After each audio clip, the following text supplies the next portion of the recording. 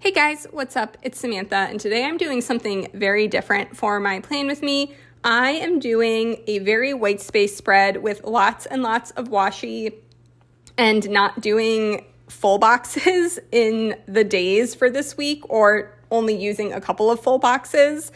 I have been having a lot of fun trying some different planning styles and doing some more white space stuff just because it requires a little more creativity from me.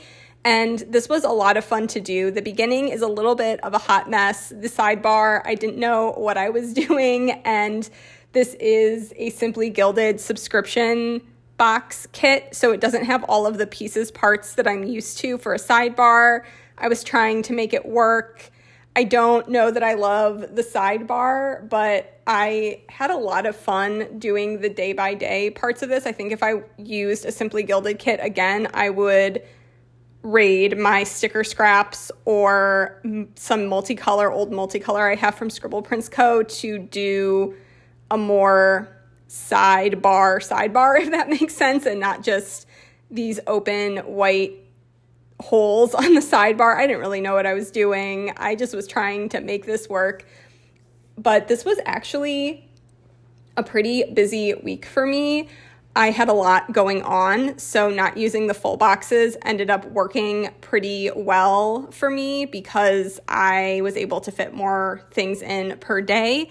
The one thing about the Simply Gilded kits, why I tend to use them in memory keeping spreads and why I wouldn't really ever use them in my main planner is the sticker paper that she uses. You pretty much have to write on with a Sharpie, otherwise it smears. And I personally don't really like writing on those stickers with like a Sharpie. I don't like it, how it makes my handwriting look. So anytime I put a half box or a label down from the kit, it was something that I knew I had a script for that I could put the script on top of because I did not want to write on the boxes, if that makes sense, since I just don't like how my handwriting looks when I write with a thin Sharpie.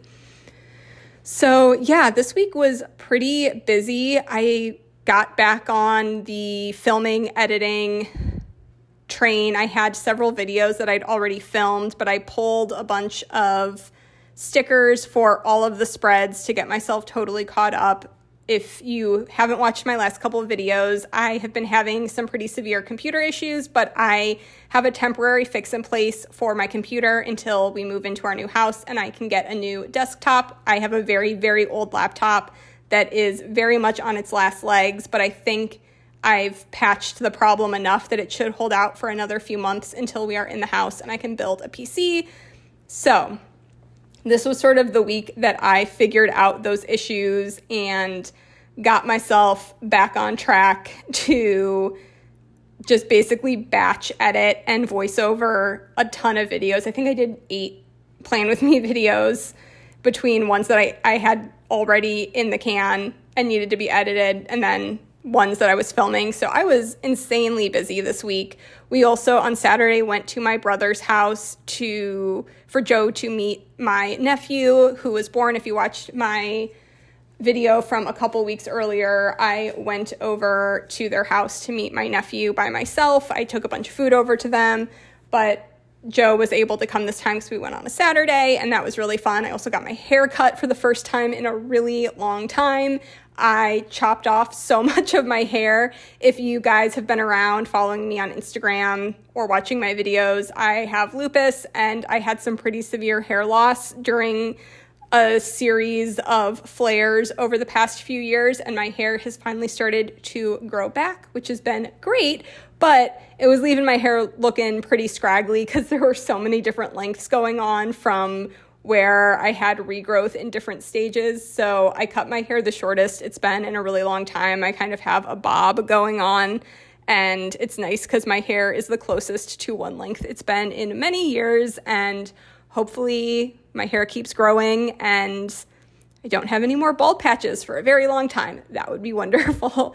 So yeah, this was just like a lot going on this week. So it ended up working out well that I decided to try this style without really using full boxes. I think the second half of the spread looks a lot better than the first half. I kind of figured out what I was doing with the washi and all of that sort of jazz.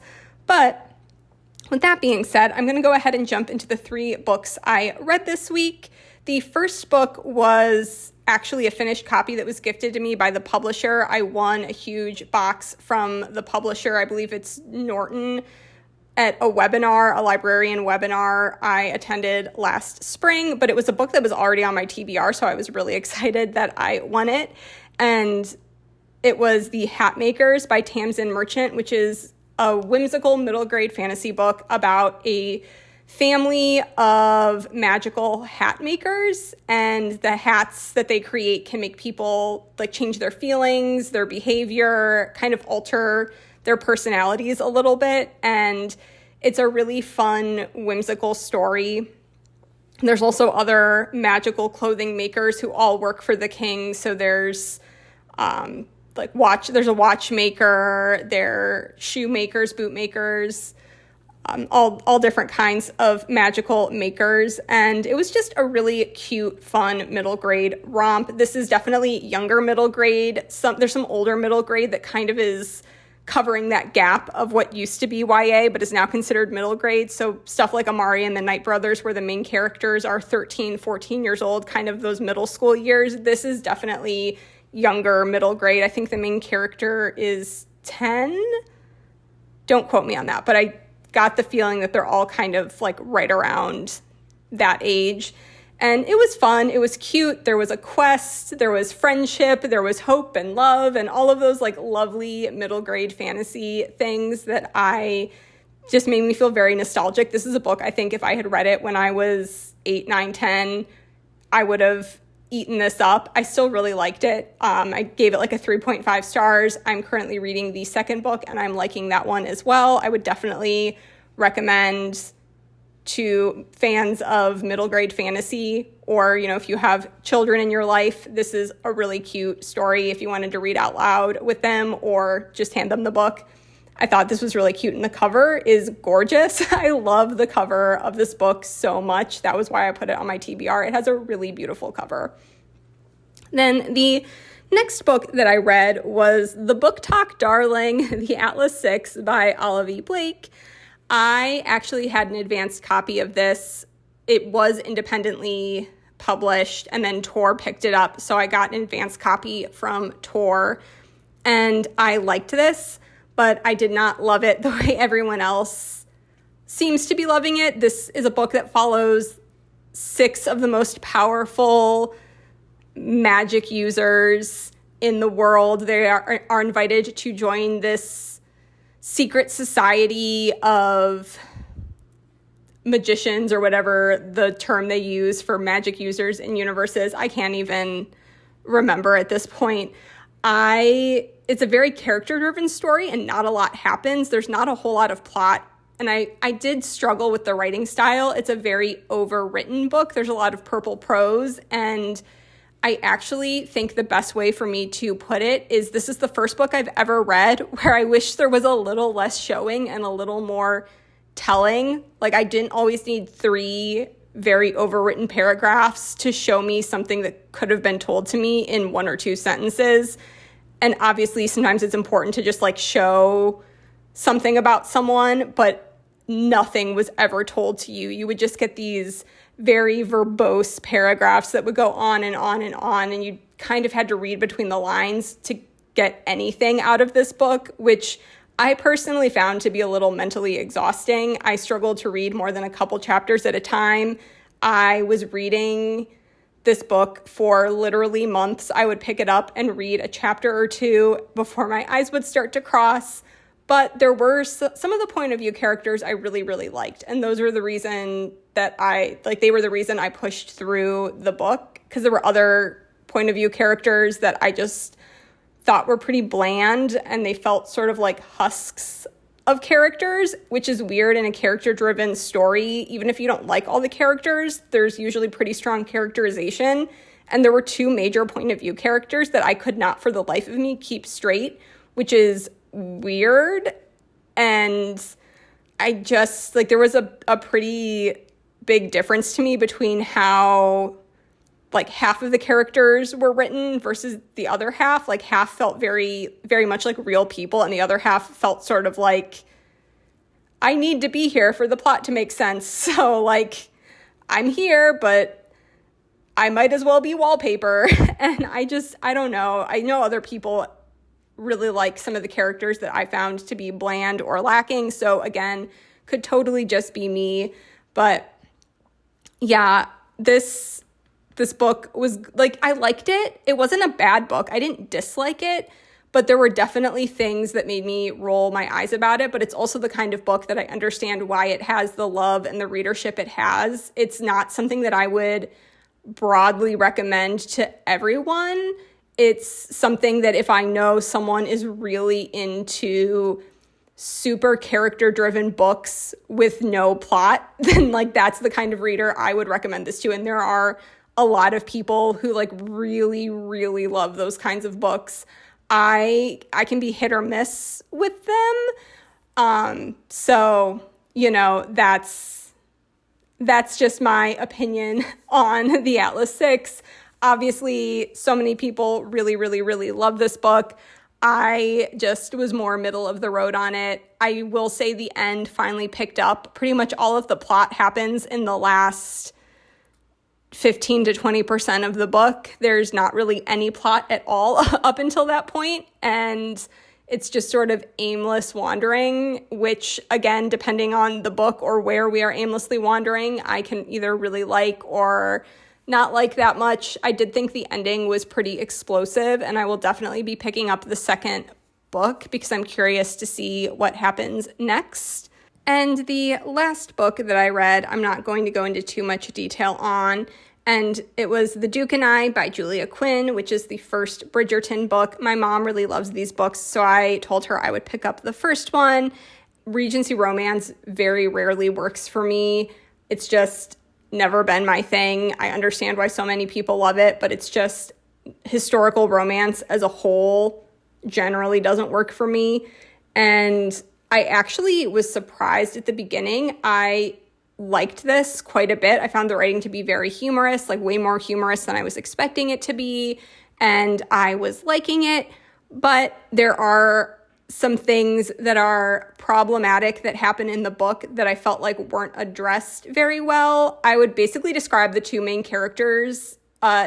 Their journey is not romantic. I would describe it as two red flags flapping wildly against each other. I didn't find anything about their relationship romantic in the slightest. I was so put off by both of them. I'm like, these people just need therapy. Like, they need to not be in a relationship with each other. They just need therapy. And I was not here for it. I actually felt ill reading some of the chapters after they get married. I just found it, like, very upsetting to me. So if you are someone who does not like non-consensual anything in books, like, don't pick this up. I would say just watch the TV show. I think the TV show is better than the books, and that's all I'm going to say. I know there are a lot of very strong Bridgerton fans out there, but unfortunately, I just am not one of them when it comes to the books. I love the TV show. I think the TV show is great. I just felt like uncozy reading some of the stuff in the book. So unfortunately, I do not think I will be continuing on with this series. It just made me feel so icky. I, like, got so upset I actually had to put the book down and, like, physically walk away from it because I was so deeply upset about things that both of them said and did in this book. So yeah, unfortunately, not for me. I gave it a 2-star, not a 1-star, because I did really like the first 60% of this book, and I can definitely see why people like it. It just did not work for me. So with that being said, that was everything I read this week. And this is the finished spread, and I really love how this came out. I'm really surprised. The beginning, don't really love the sidebar. I would do that differently. but I'm having fun playing around with some different stuff. I definitely want to try incorporating more washi into my spreads from here on out. That's something that I really love doing. I love matching and pairing washi to kits. It's something that brings me a lot of joy. You guys know I have my giant wall of washi, so I would love to be able to incorporate more of that into my spreads. It's just kind of fun to try new things. I feel like I've planned the same way for so many years. I need a planning refresh and kind of figure out where my style is falling these days, because I feel like I don't even know anymore. So this has just been a fun exploration. So here is the finished spread. Lots of shiny foil from the washi and the scripts, and just like a fun, cheerful, springy spread. So thank you guys so much for watching this video. I hope you enjoyed, and I will talk to you in my next one. Bye, guys.